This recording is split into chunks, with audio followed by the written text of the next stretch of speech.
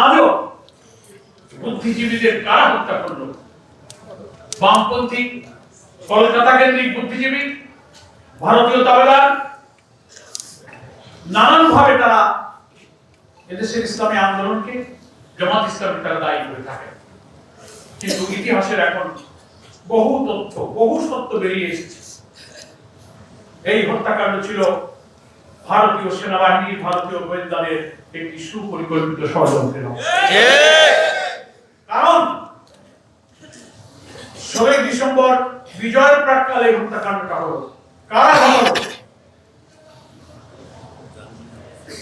8ই December বিজয়ের আগে ভারতীয় 36 সেনারা ঢাকায় অবতরণ করেছিল, রেকর্ড আছে।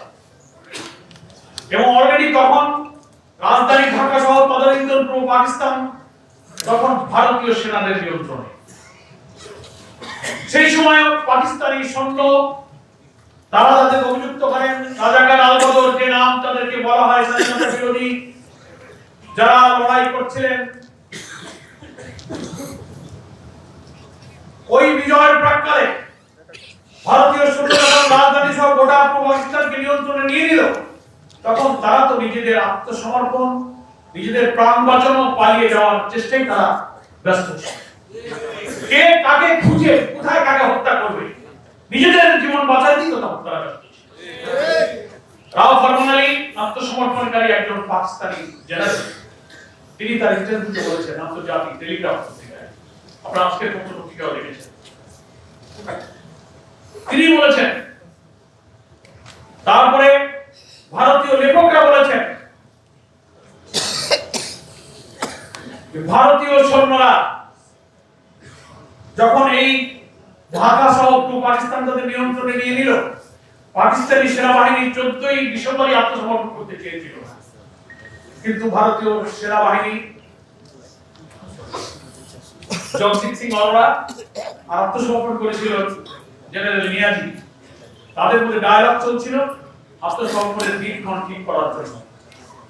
ভারতীয় সেনা প্রধানদের সেনাবাহিনীর ইচ্ছায় আরো 2 দিন 14 থেকে 16 আত্মসমর্পণের দিনকে শিফট করে 16 তারিখে আত্মসমর্পণের দিন ধার্য করা হয় এবং 14ই ডিসেম্বরে খুঁজে খুঁজে বিশ্ববিদ্যালয়ের শিক্ষক, প্রথিতযশা সাংবাদিক, শিল্পী, লেখক, শিক্ষকদেরকে বেছে বেছে যারা বেঁচে থাকে এই বাংলাদেশকে গড়ে তোলার জন্য, সদ্য স্বাধীন বাংলাদেশে অসাধারণ মেধায় চরিত্র মানব দিয়ে তারা ঢুকে রাখতে পারত, তাদেরকে তারা বেছে বেছে হত্যা করেছিল।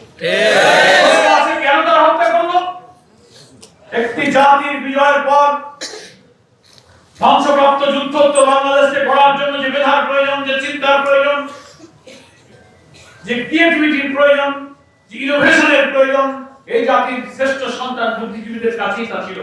ভারত মনে করেছিল স্বাধীনতা যুদ্ধে যেমন ভারত এই দেশকে ভালোবেসে দেশের কল্যাণে, জনগণের কল্যাণে আমাদের দেশকে তারা স্বাধীনতা যুদ্ধে সাহায্য করেনি।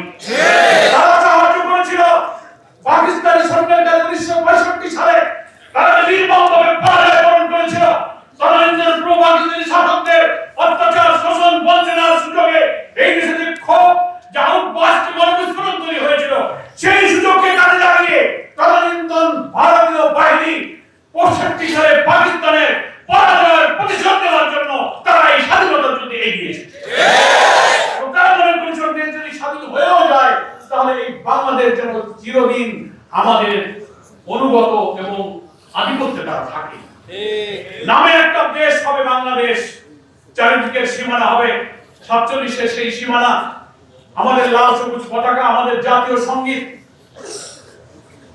দেখতে মনে হবে দেশটা স্বাধীন, কিন্তু তার অর্থনীতি, তার রাজনীতি, তার কূটনীতি, তার বৈদেশিক নীতি, তার ফরেন পলিসি সবকিছুই দিল্লি থেকে কন্ট্রোল করা হয়।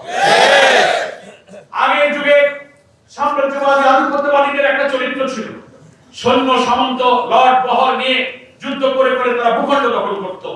আধুনিক যুগে এই আধিপত্যবাদ এবং সাম্রাজ্যবাদীর সংজ্ঞা এবং ব্যাখ্যা কিন্তু পরিবর্তন হয়ে গেছে। তারা দেশ আর ভূখণ্ড দখল করবে না, ভূখণ্ড আপনার হাতে থাকবে, কিন্তু আপনার অর্থনীতি, শাসন, রাজনীতি সবকিছু আধিপত্য শক্তি ওখানে হচ্ছে নিয়ন্ত্রণ। এদেশের পলিটিক্সে কারা ক্ষমতায় যাবে, কারা ক্ষমতায় নামবে, অর্থনীতিতে কি হবে, রাজনীতি কি হবে, ফরেন পলিসি কি হবে, তা ওরা ঠিক এটা হচ্ছে সাম্রাজ্যবাদের আধুনিক রূপ। সেভাবেই তারা চেয়েছিল দেশটা নামে স্বাধীন হোক, কিন্তু সভ্যতায়, চিন্তায়, মেধায়, মননে তারা স্বাধীন থাকবে না। তো আমার ভারতীয় দিল্লির আধিপত্যবাদের সেবাদাস হয়েছিল চিন্তা বেঁচে থাকবে। সেই জন্য এই দেশের শ্রেষ্ঠ সন্তানকে তারা হত্যা করেছে। কথাটা কি আমি বুঝাতে পেরেছি আপনাদের? আমি আরো দৃঢ়তার সাথে চ্যালেঞ্জ করে বলতে চাই, এই সত্যের প্রমাণ পাওয়া যেত। 16 ডিসেম্বর তো বিজয় হলো, জানুয়ারি মাসের 30 তারিখে, 72 সালের জানুয়ারি মাসের 30 তারিখে একজন বুদ্ধিজীবী শহীদুল্লাহ কায়সার, তার ভাই জহির রায়হান, সে একজন শিল্পী ছিল, অভিনেতা ছিল, চিত্র নির্মাতা ছিল। তার বড় ভাই শহীদুল্লাহ কায়সারও কিন্তু নিখোঁজ হয়ে গিয়েছিল এবং শহীদ বুদ্ধিজীবীদের তালিকায় তিনিও ছিলেন। তিনি ফোন পেলেন, খবর পেলেন 30শে জানুয়ারি 72 সালে। তিনি ছুটে গেলেন।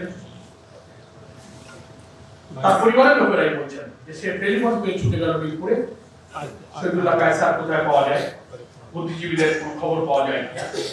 এর আগে শহীদুল্লাহ কায়সার, জহির রায়হান 14 ডিসেম্বরের বুদ্ধিজীবী কিভাবে হত্যা হলো তার তদন্ত, তার তথ্য উপাত্ত ছবি নিয়ে একটা ডকুমেন্টারি নির্মাণ করার জন্য তারা কাজে নেমেছিলেন। তাদের যে তথ্য উপাত্ত তদন্তের অনেক প্রতিবেদন তাদের হাতে ছিল।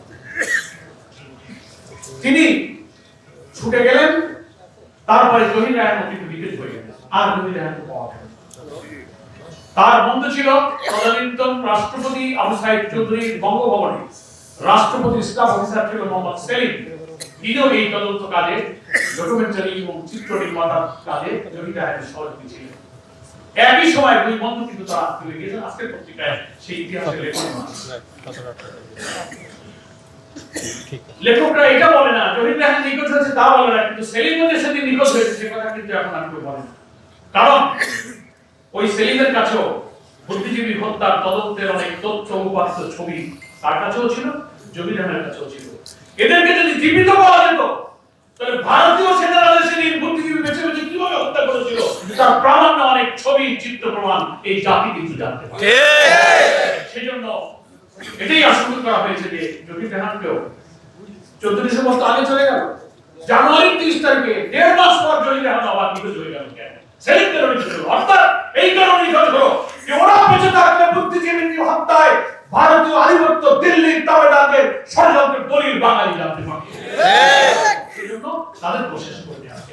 আজও বলি সেই বঙ্গভবনে সেলিমের যিনি সেখানে বসবাস করতেন, বুদ্ধিজীবী হত্যার তদন্ত সংশ্লিষ্ট প্রতিবেদন, কাজ, কর্ম, চিত্র নির্মাতাদের যে ডকুমেন্ট যা কিছু সব তার স্ত্রী এবং তার মা তদন্ত করে খুঁজেছে, সেখানেও পাওয়া যায়নি।